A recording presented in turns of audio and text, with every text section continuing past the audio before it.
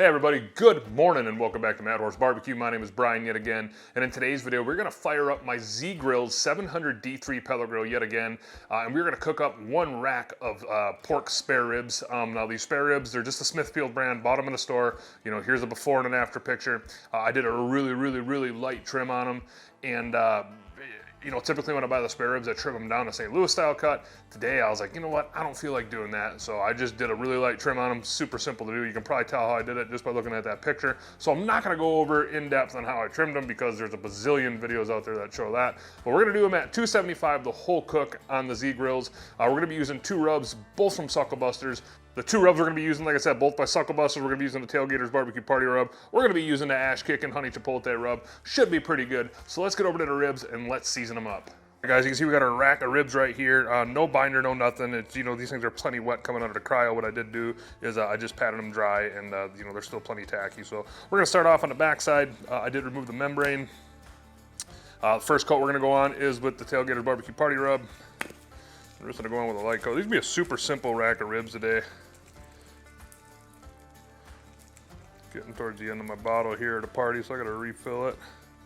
I do buy the party rub in the 5-pound bags just because it is that good. Once we get a good coat on there, we're going to come back with the honey chipotle barbecue rub.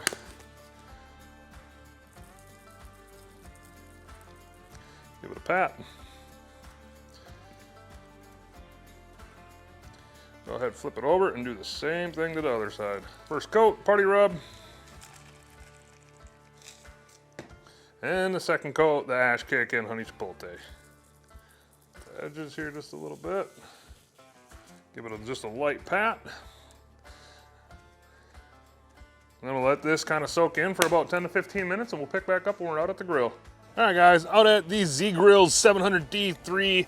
I just put the ribs on. You can see we're gonna run at 275 today. It's heating back up to 270. Like I said in the last video, man, you know, our man and woman, I don't know, we'll go with it. One thing I really like about certain types and certain brands of pellet grills is I do like it, you know, when you open up the lid and you can actually see you know, like the visible temp drop on that controller. And this one you can, my Pits and Spits you can, some of the other ones I've used you can, but then there's ones that you can't. But anyways, I'm just a fan of that. So just put the ribs on, give you a quick peek. You can see that they colored up really nice. Just, you know, cook them one rack today. Obviously got them right smack dead in the center, running at 275. So I'm gonna go ahead and close this thing down, and we're gonna let this thing go for about an hour, and we will check back in. The goal today is not to spritz them. I haven't been spritzing ribs for a while, and I don't have any more spritz bottles because I got frustrated when they don't work sometimes because I don't use them and the tips get all clogged and whatever. So we're gonna check back in about an hour. All right, guys, been on for about an hour. Z-Grills is rocking steady at 275. Take a quick peek at the ribs. Looking pretty good. Starting to get a little bit of drawback right there. I'm gonna let them go fry for about another half hour, 45 minutes or so. And then I think it's gonna be about time to wrap. So when it's time to wrap, I will pick back up. All right, guys, we have been on for an hour, 45 minutes. I'm gonna get these things wrapped up, give you a quick peek here. Oh, these are hot. Peek at the ribs, nice looking color. I don't internal these or anything. I just kind of cook these to get the color I want, and then I'm gonna wrap them till they're tender, put them back on the grill, and then get the kind of sauce, get a little bit of a glaze on them. But right now what we're gonna do is we're gonna get them wrapped up in foil, and all I'm gonna add to the foil is this this Blues Hog Tennessee Red. You can see the ribs already got really nice color. This Blues Hog Tennessee Red, besides tasting absolutely fantastic, gives pork just an awesome color. So I'm just gonna go ahead, put some 10 Red right in the bottom of the foil. When you hear me call it 10 Red, it's because, well, it's an abbreviation. You know, instead of saying Tennessee, you say 10 Red, or the number 10. Whatever, you know, you get it. I'm gonna go ahead and take the rack of ribs, put them meat side down, right in there, give it a little more 10 Red.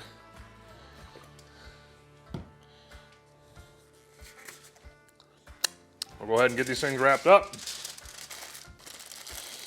Now that they're wrapped up, they're gonna go right back on the grill just like this until they are probe tender. So when they're probe tender, I'll pick back up and I'll show you what probe tender is. Hope I can get that captured in the video. All right, guys, ribs have been on right now for a total of 2.5 hours. On the grill for hour 45, in the wrap for 45. I checked on these just a little bit ago. I think they are just about done. So we're gonna go ahead, just take a peek. And I got my ThermaPen 1 here. I'm not necessarily looking for an internal temp. But what I am looking for is probe tender. So when I go ahead and stick it in between the two bones, you know, I just want, when I put it in there, I want it to go in smooth. And when I pull it back out, I don't want it to lift the meat up. So I mean, that's passing probe tender. That's probe tender. Yeah, these are done. So if you want to know the internal, I don't know if you can see it or not. Sitting at about 202, 203. Same. So I'm gonna get these pulled out of the wrap. Try not to make a mess. Oh yeah, looking pretty dang good. Nice little bend to them. I'm gonna put these back on the grill. I'm gonna let them set here probably for about 2-3 minutes, and then I'm gonna take some 10 red and I'm gonna give it a light coat of barbecue sauce. So when I do that, I'll pick right back up. All right, take a little more of the Blues Hog 10 red. We're just gonna give it a nice little coat. I'm gonna go ahead, I'm gonna let that sauce set for about 5 minutes and we'll pick back up when we're trying them out. All right, guys, we're back. Time to cut these things up and give them a try.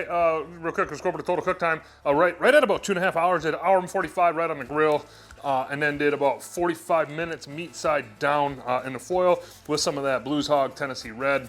Nice color. You know, those two rubs combined for one. You know, even before I threw them on the grill, I knew they were gonna, I knew they were gonna look good for one. And then, you know, just wrapping them with the 10 red. You know, that 10 red always makes stuff look good. So let's get these things cut up and give them a taste test.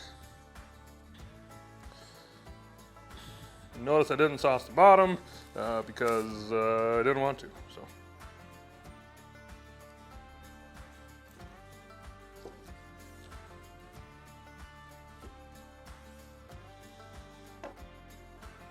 Let's take you in, do a little taste test.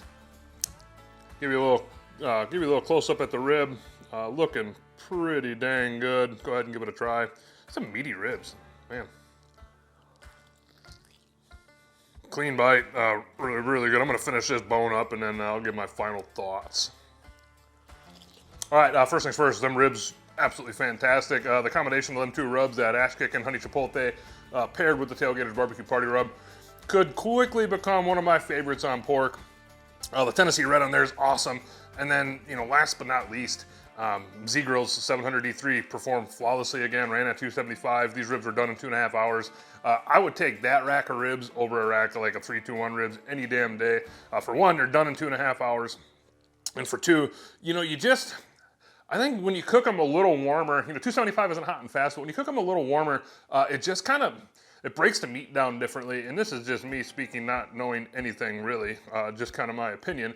But it gives it a different flavor, it really does. So now besides that, I'm gonna go ahead and sign off. Hope this video is helpful and informative. You know, you can have ribs in 2.5 hours. You know, that was a big rack of ribs done in 2.5 hours. So really just remember, you know, the way I cook these ribs is I cooked it till I got the color I wanted. That bark was kind of set on the outside of ribs, if you want to call it that. Wrapped it till it was tender, let it set, and then, you know, they were done. So now besides that, I'm gonna go ahead and sign off. You guys and girls, have a good day. Thank you for watching. See you in the next video.